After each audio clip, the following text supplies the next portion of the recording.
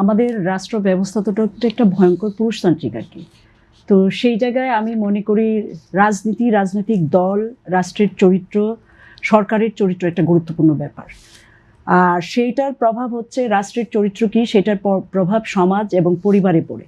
ফলে আজকে যে বিভৎস ঘটনাগুলো, নৃশংসতাগুলোর সম্মুখীন আমরা দেখছি বা যেগুলো আমরা সহ্য করতে পারছি না সাধারণ মানুষ হিসাবে, বা সাধারণ কোনো মানুষের পক্ষে সহ্য করা সম্ভব না। চট্টগ্রামের ঘটনা বলেন, নরসিংদীর ঘটনা বলেন, একটার পর একটা কারো পক্ষেই সম্ভব না এই ধরনের একটা ঘটনা।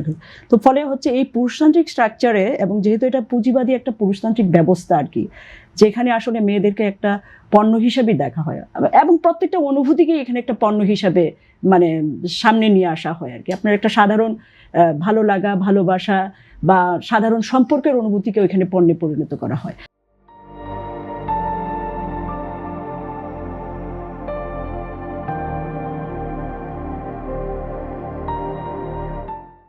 ফলে হচ্ছে মানুষের মধ্যে এই যে একটা পুরুষতান্ত্রিক রাষ্ট্র, সরকার এবং তার ব্যবস্থার যে প্রভাব, এটা সমাজের রন্ধ্রে রন্ধ্রে এবং পরিবারের রন্ধ্রে রন্ধ্রে ঢুকে গেছে।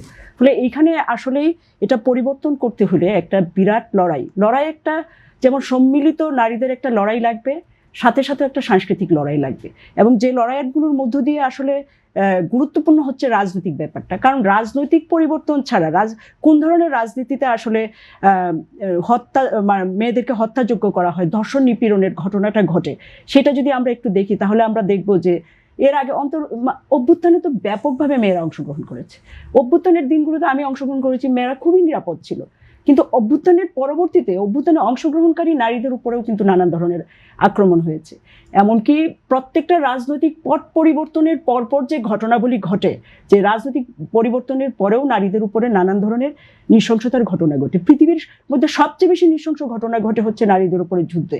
আমাদের মুক্তিযুদ্ধের সময় সেটা দেখেছেন যে আমাদের 2 লক্ষ মা বোন যে ধর্ষণ নিপীড়নের শিকার হয়েছে, এবং অসংখ্য মা বোন আসলে তখন গর্ভপাত ঘটিয়েছে, তাদের সন্তান হয়েছে পাকিস্তানি আর্মি, এবং সেই ঘটনাগুলি তো আমরা ভুলে যেতে পারি না। এখন অনেকেই মুক্তিযুদ্ধের ইতিহাসকে বিকৃত করছে, ঘটনা ভুলে যাচ্ছে। কিন্তু মুক্তিযুদ্ধে যে নারীদের অবদান যোদ্ধা হিসাবে, এখানে আমি এই জায়গাটাও একটু উল্লেখ করতে চাই। ইতিহাস নির্মাণের ক্ষেত্রে পুরুষতন্ত্রের এমন একটা প্রভাব আছে। আপনি যদি মুক্তিযুদ্ধের ইতিহাস খুঁজেন, তাহলে আমাদের যে মুক্তিযোদ্ধাদের যে ইতিহাস, নারী মুক্তিযোদ্ধাদের, সেই ইতিহাস কিন্তু আপনি খুঁজে পাবেন না সহজে। আপনি ধর্ষণ নিপীড়নের ঘটনাটা নিশ্চয়ই সেখানে আলোচনা হইতে হবে, কিন্তু ইতিহাসের এই জায়গাটা খুঁজে পাবেন না। ফলে মুক্তিযুদ্ধের পরে আমরা যে ধরনের বাংলাদেশ আসলে চেয়েছিলাম, দেশের রাষ্ট্র ব্যবস্থা সরকার চেয়েছিলাম, সেইটার পরিবর্তন কিন্তু এখন পর্যন্ত আমরা দেখি না।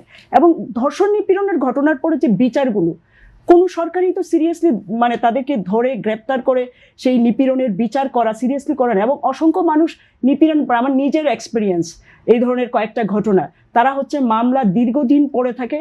আমি মহিলা পরিষদের মাধ্যমে একটা মামলা করেছিলাম, সেই মামলায় আমি নিজে সাক্ষী দিতে গিয়ে যে হ্যারাসমেন্টের শিকার হয়েছিলাম।